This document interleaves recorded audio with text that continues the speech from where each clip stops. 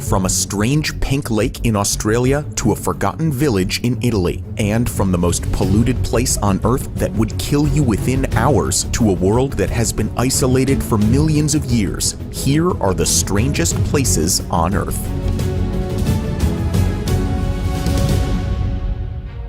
Our first stop takes us to the Vulcan Point in the Philippines. The best way of describing Vulcan Point is that it is an Inception-style island. It's an island on a lake on an island on a lake on an island. So Vulcan Point is an island on a crater lake, which is on Taal Volcano Island, which is on Taal Lake, which is on Luzon Island.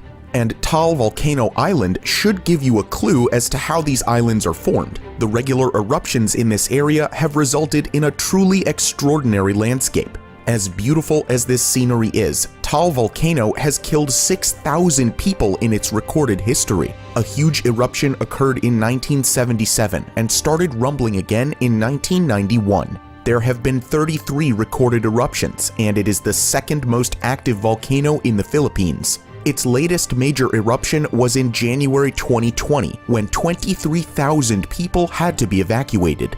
During this eruption, Vulcan Point was nearly destroyed. Although Vulcan Point is incredibly strange, it is not the only geographical form of its kind. Victoria Island in Canada has another Inception-style island. However, this island has no access routes and is far away from the nearest town or village. But Victoria Island holds the Guinness World Record for the largest Inception island in the world. Our next strange sighting takes us further south to the Sahara Desert. This amazing feature was walked by unnoticed for hundreds of years. It wasn't until humans began traveling into space in the 1960s that people realized just how truly spectacular this structure was. Deep within the desert lies a unique rock formation, which is now known as the Eye of the Sahara. It was spotted in the 1960s by Gemini astronauts and soon became a landmark for astronauts orbiting the planet.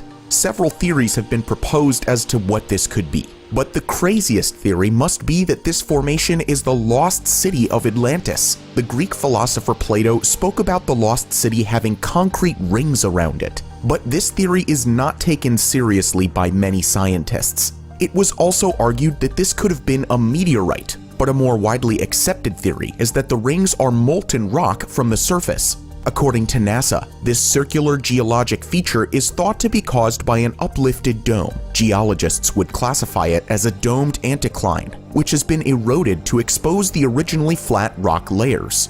The different layers are what gives it a bullseye look. The theory is that molten rock from the surface is the most plausible explanation, but ultimately, geologists cannot say this for sure, and until then, it remains a mystery. Our next place takes us across the Atlantic to Mount Roraima, a fascinating mountain that stretches across Venezuela, Brazil, and Guyana. Although it is a mountain, it looks like an island within the clouds and is in a world of its own. For 20 million years, this mountain has been surrounded by incredibly steep cliffs on all sides. The steepness of these cliffs means that it is not connected to surrounding areas and simply exists on its own. The surface is 2.8 kilometers high and takes a 3-day hike to reach. It was referred to by the indigenous people who lived nearby as the House of the Gods, and they believed that whoever reached the top would not return.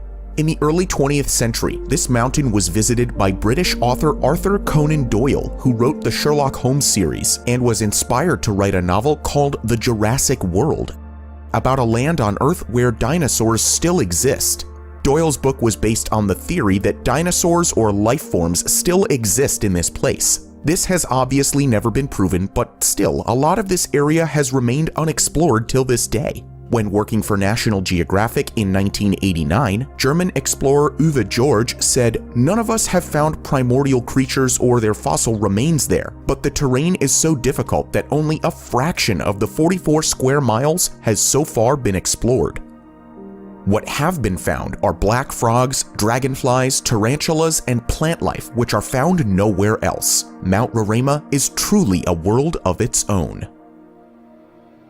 Thousands of miles away from this location is a place with a remarkably similar situation.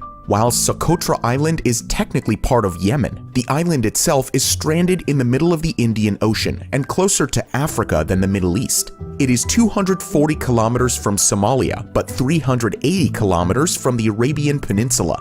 But Socotra is a world of its own. There are over 300 plant species and 5 bird species that are not found in any other place on Earth. It has been nicknamed the most alien place on Earth because of its unique habitat and surroundings, particularly the dragon blood tree. This iconic tree is umbrella-shaped and doesn't look like any other tree in the world.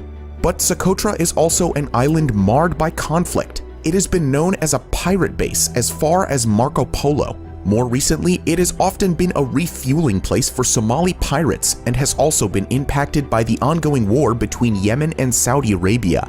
The island is currently controlled by the United Arab Emirates military, an ally of Saudi Arabia. So despite its incredible beauty, not a lot of tourists come here.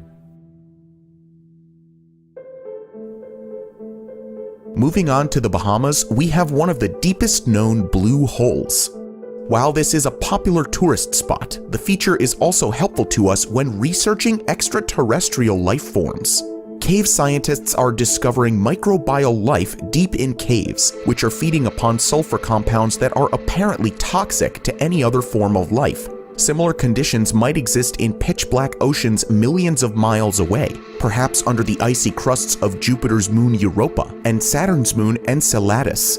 Although blue holes are incredibly beautiful, they are also highly dangerous. They are sought after by divers across the world, but often are too dangerous for even the most skilled of divers. In April 2010, the professional diver William Trubridge broke a new record at this very new site and reached a depth of 92 meters without the use of fins. In December later that year, he reached 101 meters. Sadly, the professional diver Nicholas Mivoli tried to break this record in November 2013 and died from an upper respiratory squeeze, where the differences in pressure caused him to go unconscious and never recover. The dangers of these waters have not been forgotten since. Next up is an area of Spain, which also looks particularly strange from space. Southern Spain is known for its incredibly warm weather, but vast shades of it are covered in white. At first glance, it looks like snow. But what you're seeing is not snow, but vast swaths of plastic which cover one of the biggest greenhouse operations in the world. If you live in Europe, it's highly likely that you've eaten fruit from this very region. These plastic greenhouses take up almost 100,000 acres along the coast. This part of Spain receives a vast amount of sunlight all year round, so you can grow vegetables throughout the year. Environmentalist groups are worried about the scale of the operations, believing that this intensive farming could deplete the groundwater, which could take centuries to recover. Moving across to Russia, Lake Karachay is so polluted that you would be killed by simply spending an hour bathing in it. Frighteningly enough, this is an improvement on its previous state. In 1990, if you merely stood on the shore, you would be killed within an hour. The lake is situated near Mayak Production Association, one of the largest power plants in Russia. The Soviet Union continually dumped nuclear waste into the lake, and the consequences were devastating. According to grist.org, the lake resulted in a 21% increase in cancer incidences, a 25% increase in birth defects, and a 41% increase in leukemia in the surrounding region of Chelyabinsk. Much like we saw with the Chernobyl disaster, the Soviet Union tried to cover up and downplay the dangers of what was happening. Doctors were simply not allowed to diagnose patients with radiation poisoning. Instead, they were diagnosed with the special disease. In the 1990s, when Russia reopened itself to the world, this lake was declared the most polluted part of the world. The lake is covered in concrete blocks, but making the place 100% safe again is almost impossible. Our next stop is at Yellowstone National Park. While this looks like something photoshopped or a work of surreal art, this is what the Grand Prismatic Spring actually looks like. Grand Prismatic Spring is Yellowstone National Park's largest spring and more than 35 meters deep. This spring was first officially discovered during an expedition by Ferdinand Hayden. According to the Smithsonian, he wrote, "Nothing ever conceived by human art could equal the peculiar vividness and delicacy of color of these remarkable prismatic springs." Hot springs are caused by heated water emerging from the Earth's surface. Water at the center of this spring reaches 87 degrees Celsius, which is too hot to sustain any life forms. As a result, the water is incredibly clear and results in a profound blue in the center. As the water spreads out, it cools and gives it the shape of concentric circles. While there are no life forms at the center, bacteria live in the cooler parts of the spring. The concentric circles have their own unique temperature, and different types of bacteria flock to each different ring. These different bacteria give rise to the different colors and the amazing appearance of this spring. Our next feature brings us back to where we began, the Philippines. On the island of Bohol is a rather striking set of the so-called Chocolate Hills.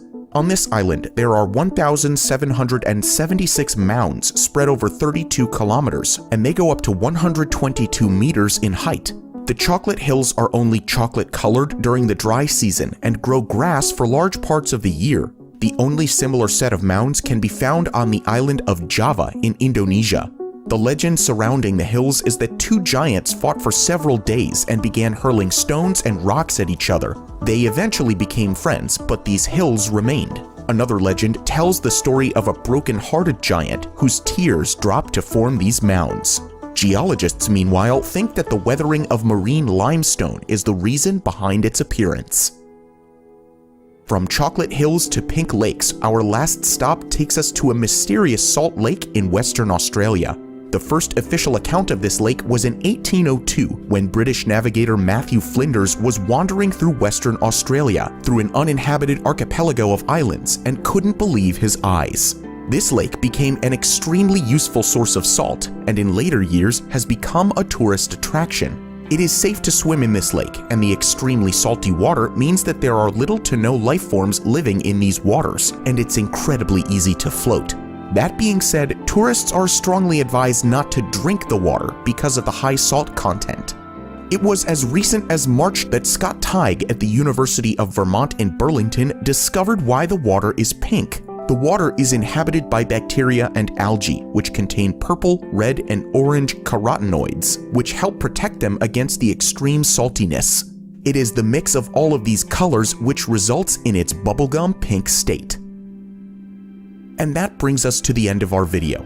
Are there any strange places on Earth that we've missed and that you think we should include in a future video? Let us know in the comments below.